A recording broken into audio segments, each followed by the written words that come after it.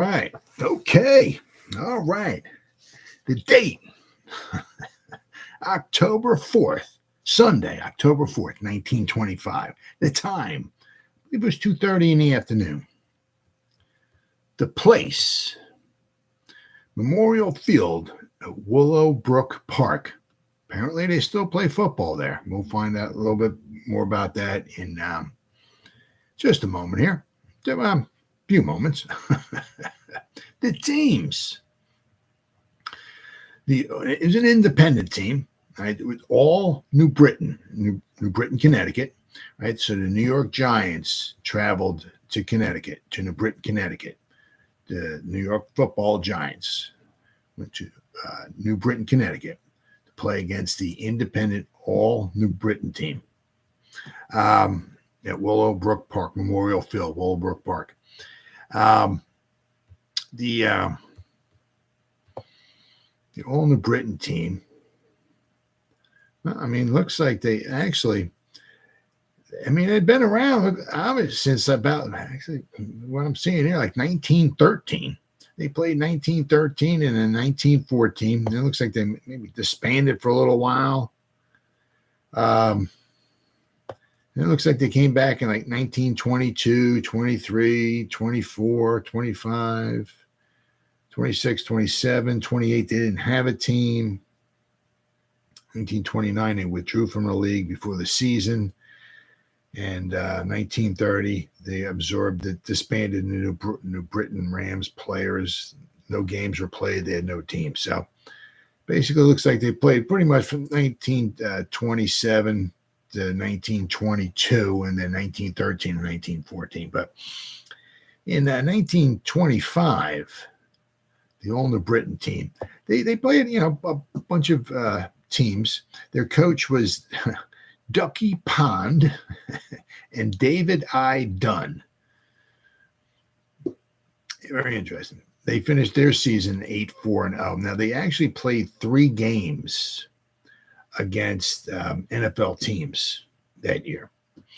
And oddly enough, they also played another 2 games. This just goes to show you how the NFL was back then.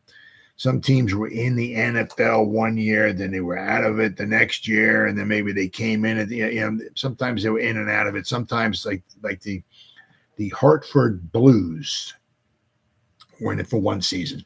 1925, the Hartford Blues were not in the NFL. 1926, the Hartford Blues were in the NFL. And in 1927, the NFL went down to 12 teams, and the Hartford Blues were not in the NFL anymore. So, but the all New Britain team, they played the Hartford Blues 2 times in 1925. As I said, Hartford Blues in 1925 were not in the NFL. They would be in 1926.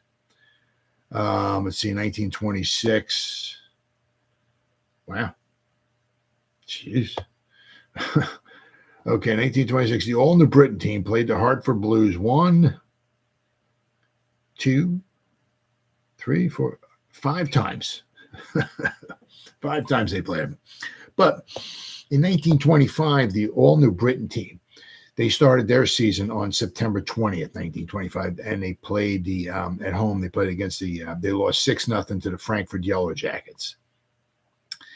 Then they would play the Frankfurt Yellow Jackets once again and lose 7-0 on November 26th. Then they were supposed to play a team that was in the NFL, the Providence Steamrollers. It was a benefit game. It says here, Ching Hamel benefit. So I guess it was a benefit game on sometime in December, but it looks like it got canceled and they never wound up playing it. So they were supposed to play the Providence Steamrollers, but they never did. But so between playing the Frankfurt Yellow Jackets 2 times and the Giants once, they played 3 games that season against teams in the NFL. They also played against, this is all, one team called the Adams. It doesn't explain exactly who they are, where they're from. Another one, they played the West Sides of Hartford. It's an Eastern League ballpark. They played all Norwalk, a state championship. They played the Cleveland Panthers. There was no Cleveland Panthers in the NFL. The Cleveland Bulldogs were in the NFL, and that was the team that the New York Giants beat in the fourth game of the season for their first ever victory in 1925. Then they played. It was a game was rained out. It says the New London Submarine Base. Weird. Then West Sides of Hartford. Again, they played. Then they played the Atlantic City Blue Tornadoes. All right. Then they played the Hartford Blues. Then they played Quincy. Then they played the Frankfurt Yellow Jackets. Then they played the Hartford Blues again. And then there was the Providence Steamroller game, which wound up getting canceled. So they wound up actually playing 12 games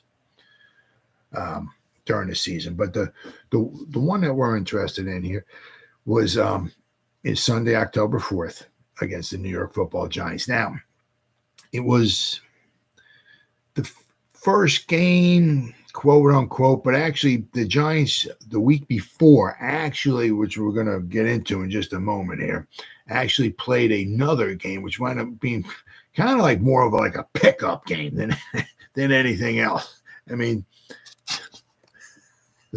things were weird back then. Things are weird nowadays, but I mean, at least now it's like, you know who you're playing. Games don't get washed out for the most part like they did back then.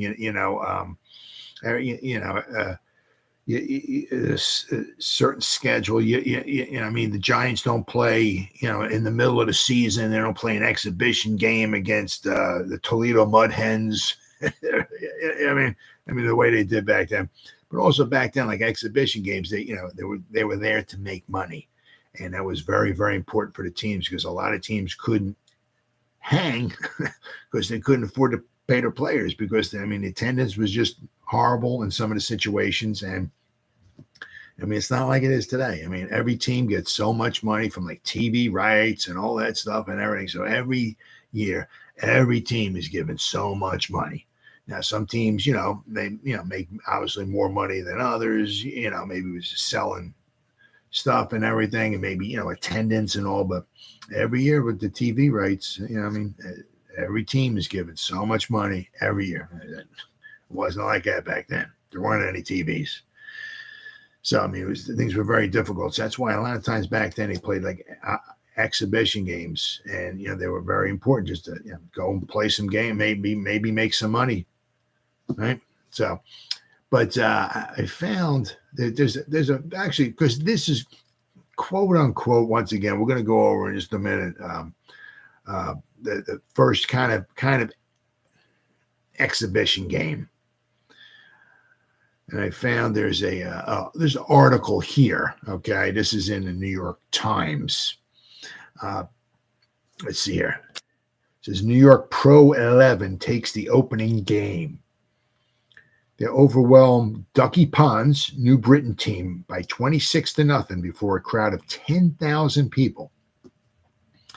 In New Britain, Connecticut, on October 4th, the New York Giants, a professional football 11, inaugurated their season here this afternoon by overwhelming Ducky Pond's. That's the coach, one of the two coaches of which we're going to find out a little bit more in detail who Ducky Pond is in a couple of these articles I found. But the overwhelming Ducky Pond's New Britain 11 on a rain-soaked field before a crowd of 10,000 people, 26-0. The New Yorkers clinched the game in the first half when they rolled up 20 points. In the second half, second-string players took the field from New York. Jack McBride, former Syracuse star, and Jim Thorpe, former Carlisle Indian, gave the New Yorkers 2 touchdowns in the first quarter. Jim Thorpe scored a touchdown in this game. McBride intercepted a forward pass and raced 40 yards for the first. Soon afterwards, Thorpe made the second on a short run. I think it was like a 3-yard run. I think we're going to find out more about that in just a few moments here. Let's see. In the second quarter, Hinkie Haynes, who actually scored the first 2 touchdowns in the Giants' history during the regular season. It was the 4th game of the season against the Cleveland Bulldogs. He scored the first 2 touchdowns. Hinkie Haynes. Oh, yeah.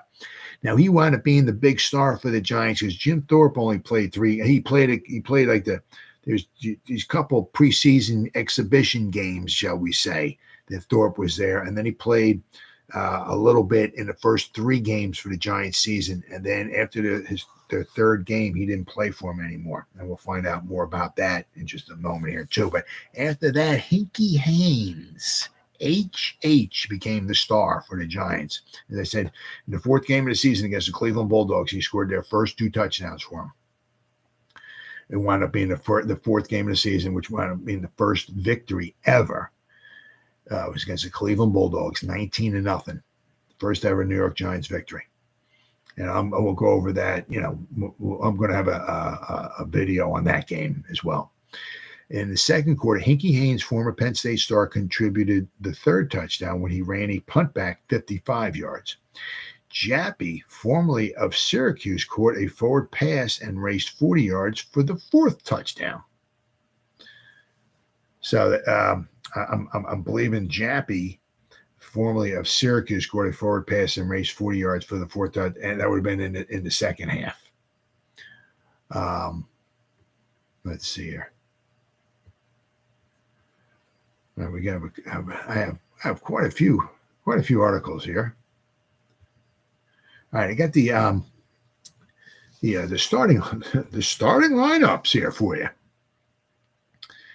Now, keep in mind, Jim. The game starts at 2:30. The game started at 2:30. Let's see here.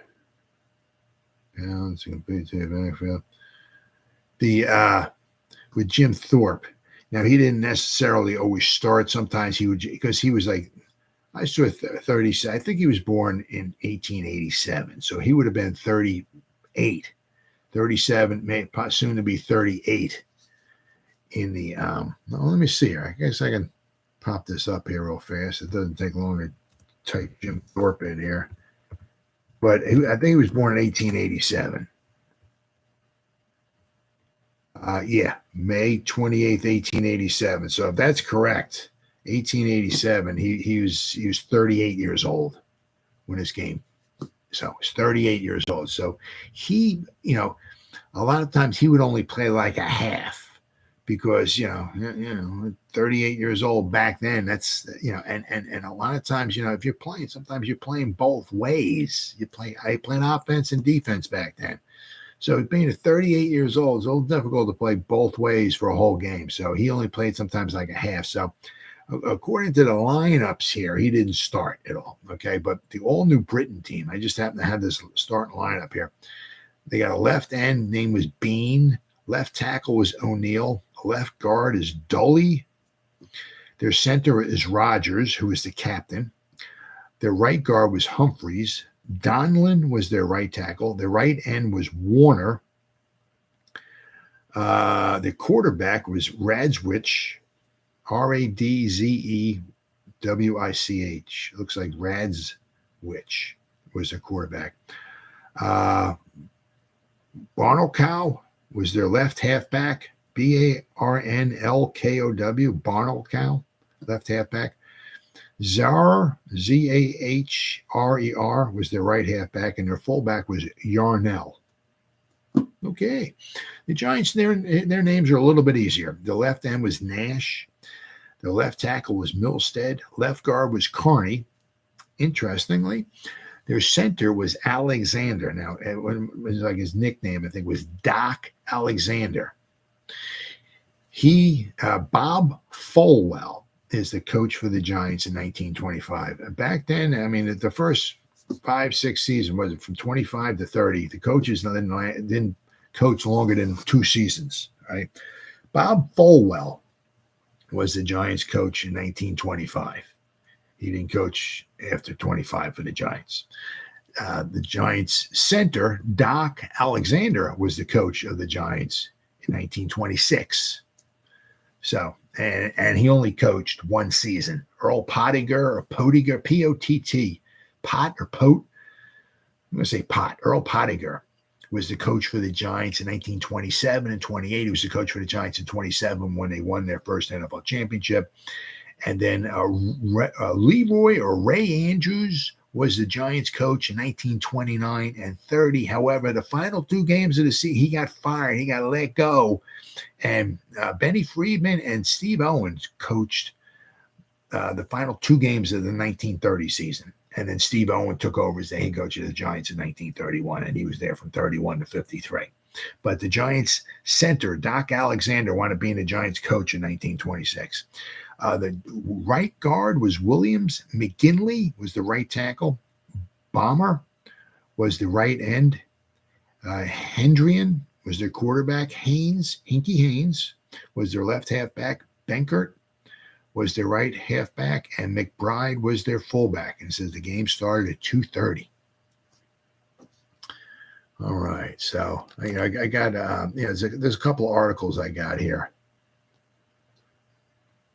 I just want to read over. It kind of goes over.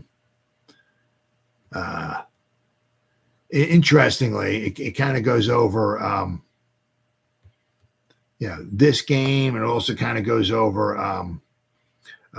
There's a game was played the week before that, which was going to be interesting, a little interesting. This article here says the New York Giants' NFL legacy began with a game played in New Britain, which is true and not true.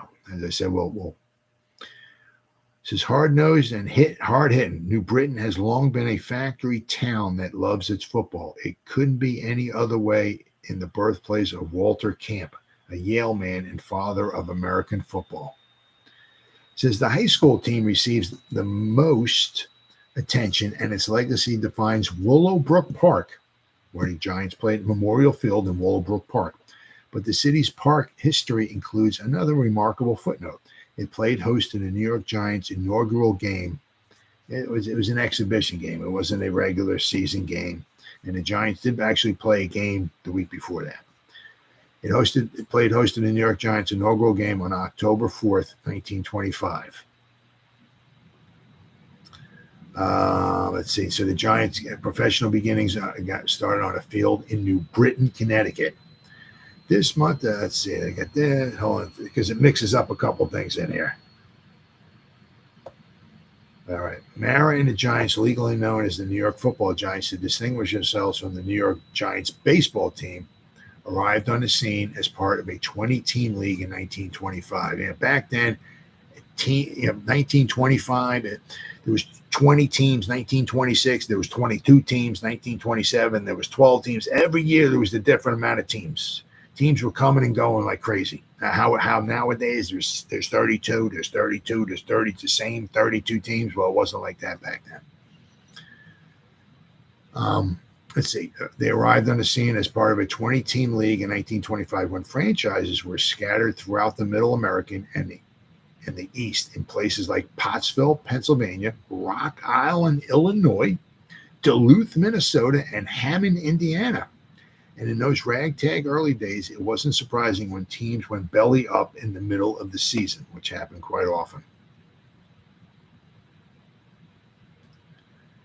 The NFL was fighting a public relations battle. Franchise owners were losing at the gates. Many consider professional football an inaugural pursuit in the 1920s, filled with bloodthirsty mercenaries and mindless violence. Somehow there was more glory and prestige in the college game, and when players graduated, they were expected to become teachers and professors, coaches of amateur teams, or men of industry, not pro football players. Yeah, back in the 1925, college football was huge. The head coach, Giants head coach, Bob Folwell, a successful college coach in the East, oversaw the Giants' numerous stars. And some of their stars were Hinky Haynes, Century Milstead, Red Bomar, Art Carney, Bob Nash, and Joe Alexander, which was Doc Alexander, who wound up becoming the coach of the Giants the following season.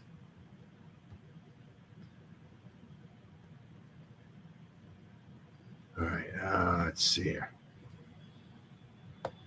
Giants' most famous player on the field was Jim Thorpe, considered one of the finest athletes in pro sports history as a college football All-American, professional football player, Olympic decathlete and pentathlete, and a professional baseball player. I mean, he could do pretty much just about anything. Though past his prime at 37 years old in 1925, as I said, I saw on Wikipedia, he was born 1887. So in 1925, he's 38 years old. So Thorpe still garnered attention and contributed to victories. He split the 1925 season between the Giants and the NFL's Rock Island Independents. So the first 3 games of the season, the regular season, he played with the Giants. And then I guess he finished the rest of the season with the Rock Island Independents. And then he played another 3 seasons of pro football after that, but he never played for the Giants. But basically he played till he was in his 40s. The all-New Britain team invested in its football team too. Owner Edward J. Daly hired famous former Yale halfback Raymond Ducky Pond. So Ducky Pond was a famous Yale halfback as their head coach and employed notable local athletes such as Henry Zip Zaire, captain of the New Britain High School 1924 state championship team, and Tracy Shifty Swem and Red O'Neill from Connecticut. This is interesting. And Red O'Neill from Connecticut Agricultural College. Oh, yeah, that's the powerhouse, right? But Red O'Neill from Connecticut Agricultural College, which was the former name of University of Connecticut. So now they changed their name to the University. Apparently back then, back in the 1910s and 20s, whatever, it was the Connecticut Agricultural College. And they had a football team there. Ducky Pond's relationship with Milstead as a former Yale teammate played a key role in the Giants traveling up to New Britain for the 2:30 p.m. game and ensured many Yale alumni and fans would be in attendance. So, a lot of it, is, connections. Who do you know? So, the Giants had somebody, right? The all the Brit team had some, they knew each other, whatever. Hey, let's get together, right? Let's put on a game. Maybe we get some people there. Maybe we can make some money. But here's where there wasn't actually a game, and if you look back in the history, there was an actual game the Giants played the week before. The week prior, the Giants played in New Jersey against the Newark Red Jackets, a team cobbled together at the last minute that disbanded after what amounted to a glorified scrimmage. NFL historians mark that game as an exhibition contest, as they do the game against the all New Britain team, because New Britain wasn't in the NFL. So basically, it was an exhibition game, but basically it was kind of like a glorified scrimmage. But all New Britain regularly played a full schedule during the 20s and competed against NFL franchises in Frankfort, Pennsylvania, and Providence, while maintaining a fierce rivalry with the Hartford Blues, who became the NFL members for one season in 1926. NFL Commissioner Joseph Carr blurred these league, non-league lines further when he named a player from a non-NFL team to the 1925 NFL All-Star team. Interesting. All New Britain was the first legitimate team the Giants played, making New Britain's Willowbrook Park the site of the Giants' first legitimate game. The New Britain Herald announced that the Giants' arrival in New York's first League 11 will be a revelation to New Britain fans with its striking blue and red uniforms, hooded sweaters, and huge numerals that can be seen for a block. Yeah, you can see, there's a picture I've seen before of Jim Thorpe playing in his final game ever for the Giants. It was the Giants home game against the Frankfurt Yellow Jackets at the Polo Ground. And you can see him that there's a play in, but he's got his back to the cameraman, and you can see number 21 on it. It's a normal sized number. It's nothing super huge. The Giants have been training at the Polo Grounds under floodlights at night after the players got off work from their day jobs. The team arrived in New Britain at 8 a.m. Sunday with 20 players, 4 club officials, and 1 game official. They ate a pregame meal at the Hotel Burt. Wow, we got a lot of information here, huh? They ate a pregame meal at the Hotel Burt and dressed for the game at the Knights of Columbus on Franklin Square before heading to Willowbrook Park. All right. Game day temperatures offered ideal autumn weather in New England. And the Giants came out playing sharp football. Thorpe kicked off to start the game, and All New Britain used several short passes to move near field, but the team attempted one too many. New York's Jack McBride intercepted a pass and ran it back for a touchdown, and Dutch Hendrian kicked the extra point for a 7-0 lead. So, oddly enough, Jim Thorpe, okay, well, not the first, official exhibition game, shall we say. Jim Thorpe was the first one to touch the ball for the New York Giants. Interesting. Let's see. All New Britain continued to push and consistently gain first downs against New York's defense, but fumbles stymied scoring opportunities. In the second quarter, the teams traded punts, with Thorpe kicking for the Giants, and New York ended up with the ball deep into the Britain territory after a penalty against the hosts. With the ball 5 yards from the end zone, Thorpe got the call and blasted through for a touchdown from his halfback position. Oh, it's 5 yards. Okay, our score is 3. 5-yard touchdown run for Jim Thorpe gave the Giants their second touchdown. When Hinkie Haynes, returned a punt 57 yards for another touchdown, the Giants took a 20-0 lead at halftime. Thorpe didn't play in the second half, as a lot of times he only played like a half. And a lot of times he got paid. I forgot what it was. I know I seen he got paid like $100 a game, or it was $100. Wait, hold on there. Maybe I can find this here. I know it says somewhere here what he got. If I can find it. No, maybe not. I know he got paid. It was just to play like a half. I think it was like $100 for a half. I know it said it somewhere. I do apologize for not being able to find it, but I know it said it someplace. He only played like a half because I guess of his age and everything like that. The Giants, he got paid pretty well, as well he should. Says Jim Thorpe did not play in the second half, and the last two quarters were quiet, save for Paul Jappy's 35-yard touchdown catch from New Britain native Tommy Myers to cap New York's scoring. Myers, a halfback and quarterback at Fordham, played 2 NFL seasons for the Giants in 1925 and the Brooklyn Lions in their only season in 1926. Yes, I said teams, the Brooklyn Lions, 1926, one season in the NFL. That was it. With a 26-0 win in hand, the Giants started making plans for the following week's game in Providence against the Providence Steamroller, and they would lose that one, 14-0. It says here, the New York Giants swamped local team, the Herald declared before noting the admirable effort of the All New Britain gave. Said New York Times wedged its game report deep inside the sports section among stories of amateur tennis matches, horse racing in Paris, and an international chess tournament. Yeah, I know. You look in the New York Times, it's like it's a small article, but they have a baseball. They got articles on baseball and college football and tennis everywhere, all this stuff and everything. And there's a little article about the New York Giants, but it just goes to show you how how not popular NFL football was. Pro football struggled for attention in New York City. When the Giants played their first home game later in October, Mara gave away 5,000 tickets to boost attendance and generate some enthusiasm. But that changed when Red Grange, a college phenom, turned Chicago Bear, who drew massive crowds and legitimized the NFL during the 1925 rookie season.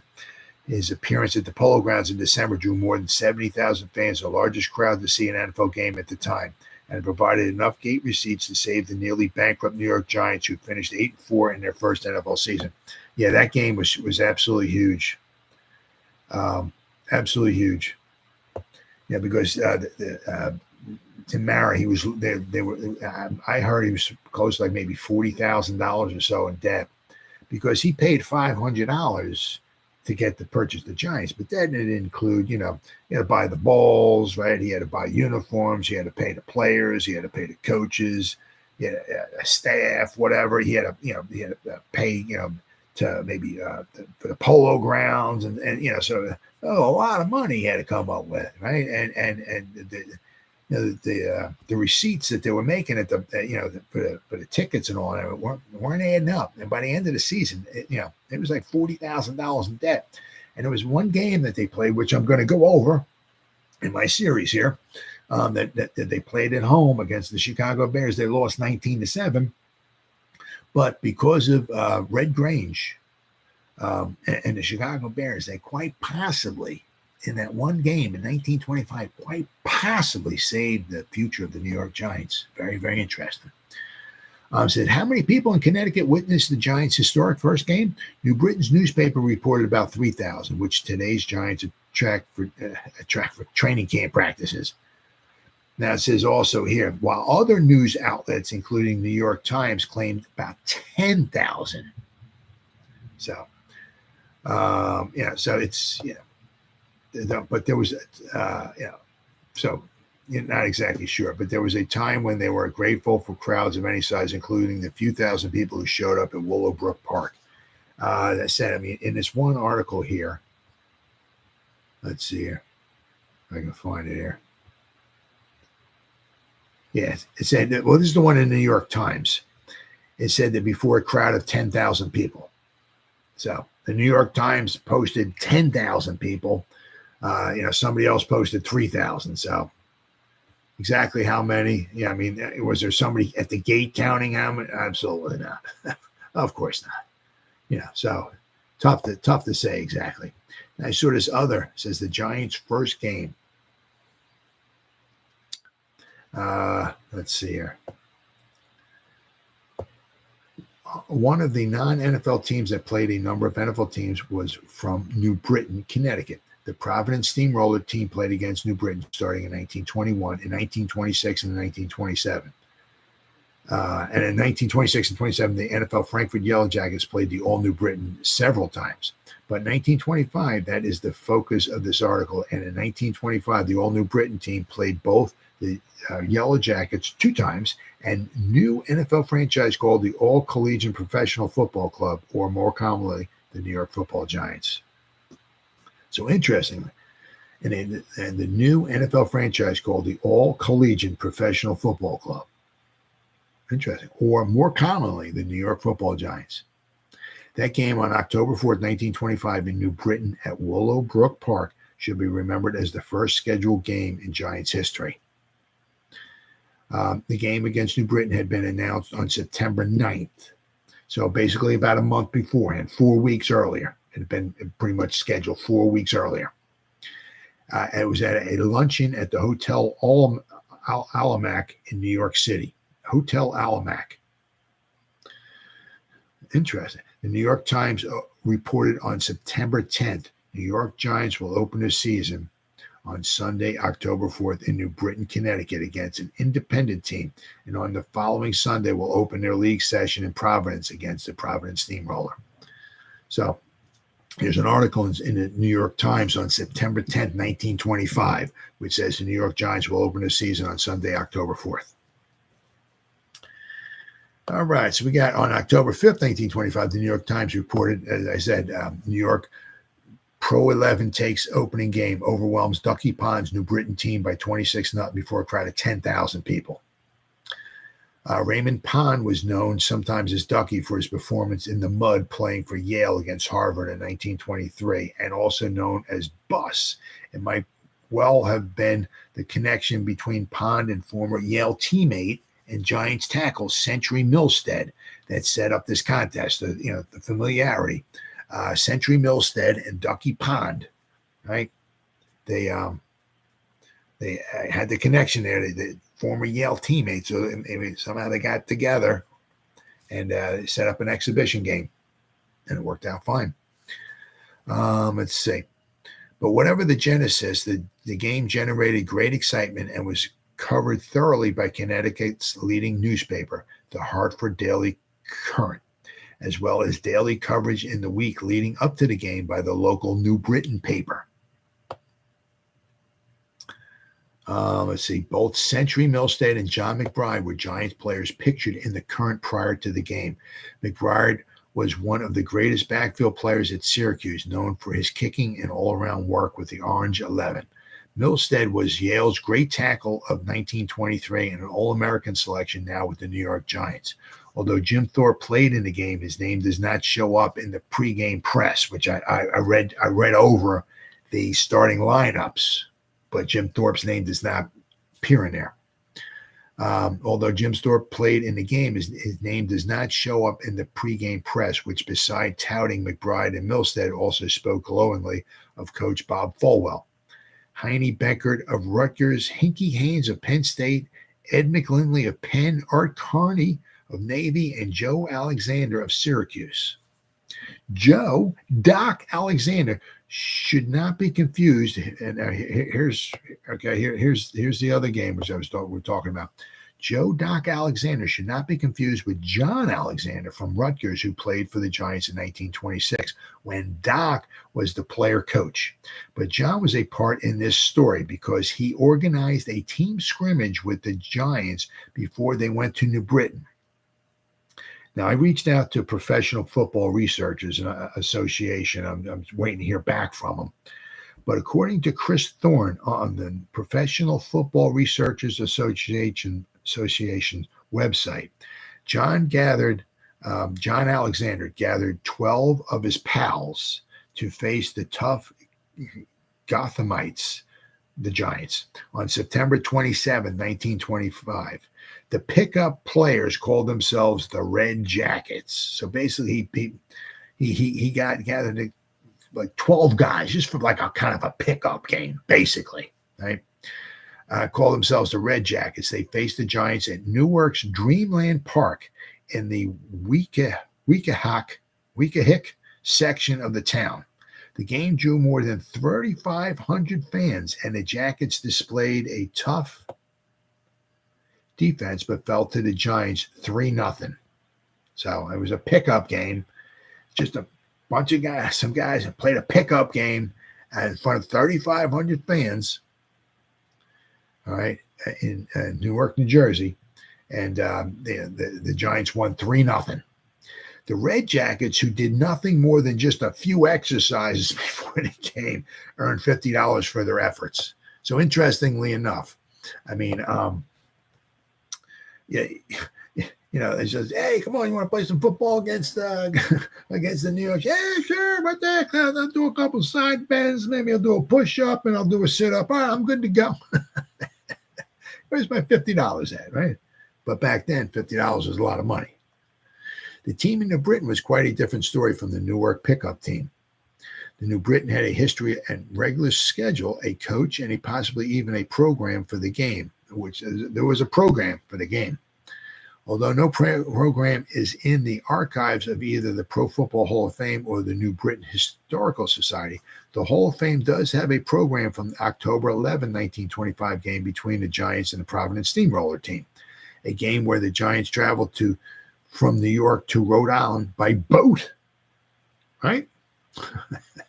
Barry Goder in the Giants of New York tells the story. The boat began to list badly in the North River, almost turned over near the Battery, and barely made it to Providence the next day. Could you imagine that? The boat flips. Oh, my goodness. Heine Beckert fell asleep with a cigar in his mouth and almost set the boat on fire. Only Jim Thorpe seemed untroubled, playing solitaire under a dim deck light. It was a sick football team that arrived in Providence and lost to the Steamrollers 14-0. So, Giant fans, if you're looking to make a pilgrimage to the very ground where the Giants began their legend and legacy, get out your Connecticut map and look up New Britain. It's under 2 hours out of New York City along Route 9 south of Hartford. It's still called Willowbrook Park, and they still play football there. And if you wind up looking, there is it's just like fields there. I don't see like stands or anything like that, but there's fields and they're lined. And what I saw from the view, I saw like soccer fields. They were lined for soccer fields, but that doesn't mean they don't play football there as well. So let's see here. If programs for the Giants' first game against New Britain with 10,000 spectators, you don't know if it was 3,000 or 10,000, if programs for the game against New Britain are non-existent, and for the second game against Providence with 8,000 in the stands are extremely rare. The Giants' first home game with 25,000 fans attended are seemingly common, but that is only because it is reprinted by the Giants and given out as part of the opening day festivities at the Meadowlands. So, there are programs out there, but possibly if there's a program of the Giants and New Britain, it says they're non-existent, and the ones for their second game against the Providence, which actually be their first NFL game ever, was against the Providence Steamroller. They're extremely rare. So if you can find one, which is the New York Giants against the Providence Steamroller, and that would be on October 11th. On October 11th at the Providence Cyclodrome, which we're going to go over that game next, right, in Providence, Rhode Island. If you can find one of those, they're extremely, extremely rare. So that was pretty much the game. The Giants would win 26-0 against the All New Britain team. As I said, but they played a game before that. If I can find it here. Yeah, they did play a game before that, and it was against the Newark Red Jackets, and they wound up winning that one 3-0. But that was this is the game here. The first game, pretty much the first organized game ever by the New York Football Giants, happened on October 4th. 1925. Now, as I said, you can, however you want to do it. Was it in front of 10,000 people or in front of 3,500 people? Who knows? But as I said, on September 27th, they won 3-0 at the Newark Red Jackets. Basically, it was just like a pickup game.